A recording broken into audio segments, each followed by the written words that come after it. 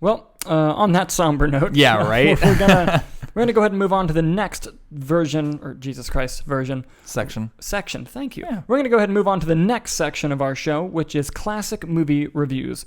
What is that? Well, what we do is Ryan and I like to watch a classic movie and give our thoughts and opinions on it in the modern age, the modern year. Mm-hmm. And what is a classic to us? That is a movie that is in high critical standing, has a following of fans, and came out at least 25 years ago. So Ryan, what movie are we going to be reviewing today? Blues Brothers. We are reviewing the 80s classic Blues Brothers, directed by John Landis, starring Dan Aykroyd and John Belushi, who was taken from us way too soon. Mm-hmm. But I thoroughly love this movie. I wish our friend Adam was here, because that dude's a huge Blues Brothers fan. He could talk about it for hours. Hours, yes. And I'm really glad that we chose to do this one, because it's just, not only is it such just a funny, hilarious classic, but it was one of the first successful Saturday Night Live original movies, because the Blues Brothers just started off on SNL with the amazing appearance by Dan Aykroyd and John Belushi. If you've never seen the original Blues Brothers SNL appearance by them, you have to watch it. It's amazing. But going right into this movie right away, right from the opening and the beginning scenes, when John Belushi's character is getting out of jail and Dan Aykroyd goes to pick him up, it just sets up the type of characters they are with the editing and in-jokes, the jazz and blues music that it has in the opening scenes. I love the opening credits, like the dun-dun, it has their names. It's so good. And it sets up immediately the relationship that the two brothers have. And it immediately goes into my favorite scene in the movie, which is right in the beginning, and it's when they are at, when they visit the Penguin's office. Yeah. And there's a great scene where they go in, and obviously they're cussing and sinning, and this nun, who they call Penguin, is just beating the hell out of them with rulers, and they keep swearing, and she keeps hitting them. Mm-hmm. And, while they're doing that, she informs them that they need, I believe it doesn't seem like that much now, but I want to say it's like $3,000 or maybe $10,000. It's like this, something like this small amount that they need, or else, their orphanage that they grew up in is going to go under. Mm-hmm. And they kind of don't want to help at first, because they obviously were troublemakers growing up, but you can tell that they really care about what they live, and they care about Penguin, even though that was still like their mother figure. So there may be hard feelings there, and they may have gone off on their own path, but you can tell that there's still loving feelings there. And this movie came out in 1980, and I'm pretty sure this was the first use of it. But at one point when Penguin is hitting them, one of them looks at the other and says, "Man, fuck this noise." And I just never knew that they said that in that movie. So when I rewatched it, I laughed very hard out loud. And but I love that little sequence. And then you get to the scene where they go to the church, and James Brown is the pastor. A lot of famous musicians in this movie. Tons of cameos in this movie. Aretha Franklin's in it too. So good. But then you see the famous God light come down, and it go over John Belushi, and he does the dance, and he's like, "We're on a mission from God." And that whole running joke throughout the movie is so There are so many great. good, solid running jokes throughout the movie. Oh yeah. And just there's great musical dances and bits too, great songs that are included. The second to third act break sequence, when they're at the place performing, and the guy comes out and does the "Heidi, Heidi, Heidi, Heidi," and the whole audience is participating. It's such a fun and such a great wacky movie. Yeah. And I love just how blunt and silly the Blues Brothers are. I love the scene when Elwood takes the can of glue and sprays it to the thing, and then looks at Jolet Jake and goes, "Glue. Strong stuff." And just keeps running away with him, and he just loves white bread toast. That's just his favorite thing to eat. Such a fun and such a great movie. Before we dive into more specifics, just give me some of your overall thoughts on the movie, and just kind of what it means to you when you watch it. Yeah, no, it's a hilarious movie. I absolutely love this movie, and one of my favorite running jokes is the plot of the movie. They're on a mission from God. My favorite sequence in the movie is whenever they are getting chased by cops, and they end up going into the mall, and they're just driving around the mall, and I believe John Elway, the quarterback, Elwood Blues. Elwood Blues is he says something along the lines of, "They're never gonna catch us. We're on a mission from God." Yes. It's just of course they're not gonna catch you, because God told you to go save the orphanage. Yeah, and it's their eyes are just well, we're never gonna get caught. Yeah. And they don't. Yeah, no, but I love Yeah, not until like literally the very, very, very end, and there's nowhere else to go. Yeah. And the little Steven Spielberg cameo, which is hilarious. Fantastic. Yeah. But I love that mall sequence too, just because they're driving around the mall and Jake's like pointing out stores that are new. They're like, oh, they have this now, and they're just like driving past people. I love that. Also, Carrie Fisher in this film. God, not only is she just like a great actress and she'll always be Princess Leia, but upon rewatch, I almost completely forgot she's even in the film. Mhm.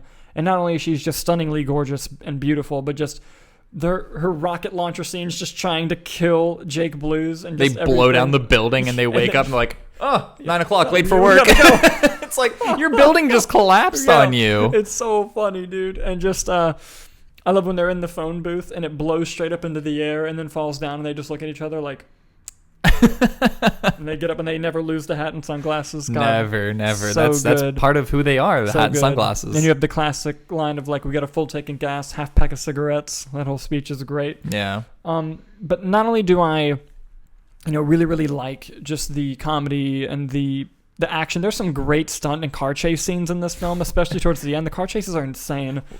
I remember watching it for the first time with you, Mm-hmm. probably within the last year and a half. I want to say I watched it for the first time. Mm-hmm. And the car chase scene, whenever they go up the ramp and it's like a toy car Yeah, in yeah. slow motion, it's flipping. Yeah. I lost my mind when I will watch Yes. that. I thought that was the funniest thing. It's great. It's great stuff. And the Illinois Nazis. I love that bit. Yeah. Who's holding up the bridge? The fucking Nazi party. I hate the Nazis.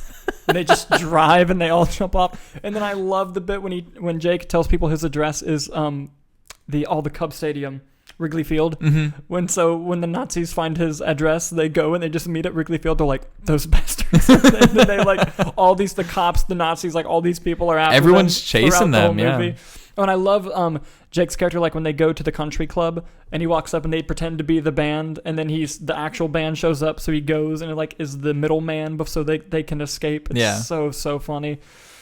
Oh, and the bit where they're in the restaurant, like the really, really fancy restaurant that their old band member works at. Oh, yeah, and they're trying to like get the band back together. And they're just like chopping, destroying food, just like embarrassing. And they're like eating off other people's plates and stuff. And then John Belushi's like, excuse me, how much?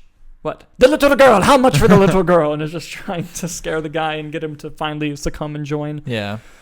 Such a great film, but also it really, for that era, it kind of helped shine a light into, the African American culture, and, you got a lot of the Blues Brothers. Yeah, they're two white dudes, and, it's the 80s, so of course that's how it's going to be. But you get a lot of the African American music culture, you get that scene, you get all of the crowds and the culture. It was a very, very diverse movie, and I thought it was really cool. Oh, Ray Charles, plays, Aretha Franklin. Yeah, and just all the extras, the dancers. Yeah. It was just such a celebration of American culture, especially in that time period. And, there hasn't really been a fun R-rated movie like that. Because that movie plays as a family film when you watch it. Mm-hmm. But it's very R-rated. There's F-words. There's some violence. The violence isn't that bad. But, I miss that. I miss the R-rated family film. And I wish we could get more of those. But, I thoroughly love Blues Brothers. And I love that the journey those characters go on, and of course you bookend the movie with them getting arrested and performing Jailhouse Rock in the prison. It's perfect, and it's such a funny movie, and just I feel like I'm repeating myself, but I'm being genuine in how much I love this film. Absolutely, and just how well constructed the scenes are. John Landis is a phenomenal director, and so not only are the comedic scenes funny, but like we said, the car chases, the big action scenes, just everything, and just the amazing performances from John Belushi and Dan Aykroyd. Absolutely, and so good, iconic. Oh, absolutely, characters. Absolutely. Something that's still around today. Like they still have Blues Brothers shows at Universal, and crowds always gather to watch them. Yeah, absolutely.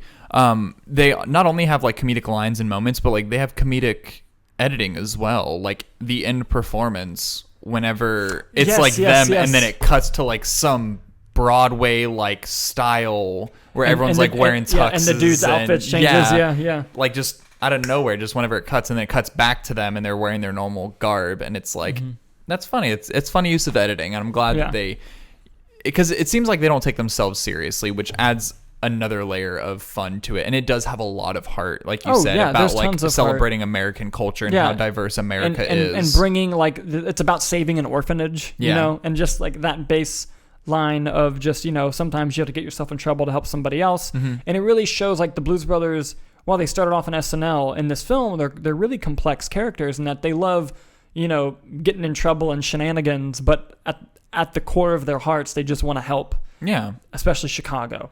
And it was just such a fun thing to see. And they don't really make movies like Blues Brothers anymore, and I wish they did. I wish they did. But what are you going to give your overall rating and grade to for the Blues Brothers? Oh, 5 stars out of 5. 5 Easy. stars. Yeah, I do not honestly see a negative about this film. I think this film is perfect. The word I don't really like to use when describing film, but this is easily one of those films that you could say is one of the 100 films in my top 10. Oh, yeah. Is a famous line we always say. Yes. And this is a great film. Easily one of the greatest movies I've ever seen. It's fantastic. Yeah, and if they ever were to put this in theaters again, I would go see it immediately. Absolutely. But what about you? What are your what's your grade for it? I would give it an A. Okay. The only thing preventing it from being an A+ is there are some... The script overall is really funny and where they're going. Like, you have to buy into the world a little bit, but there are some places in the movie that I feel like the improvisational aspect of the movie hit a corner. Okay. And they had to like do something to just kind of get around and get out of it. And that is a little bit noticeable, but that's it. But it bothered me enough to where sometimes in the movie I'd be like, okay, let's go to the next thing. Right. Probably could have been just trimmed down a little bit more. But from what I understand, they trimmed a lot because apparently the script was like huge when they wrote it. Yeah, I think Dan Aykroyd and John Landis wrote it. And but I love this film, and I'm really glad that we got to watch it again. It was so it's honestly a great film. It's always a good time. Always. And it is one of the few films that truly has heart and cares about it. Oh yeah, and it's R-rated. I miss that. Yeah, I miss that. You can make an R-rated movie and still have it be heartfelt and amazing. And I feel like a lot of movies that we've seen lately, like whether it's new or older movies, it just doesn't feel like they have that same kind of heart. Yeah. Like the last movie that felt like it had heart of the classic movies would be Clerks.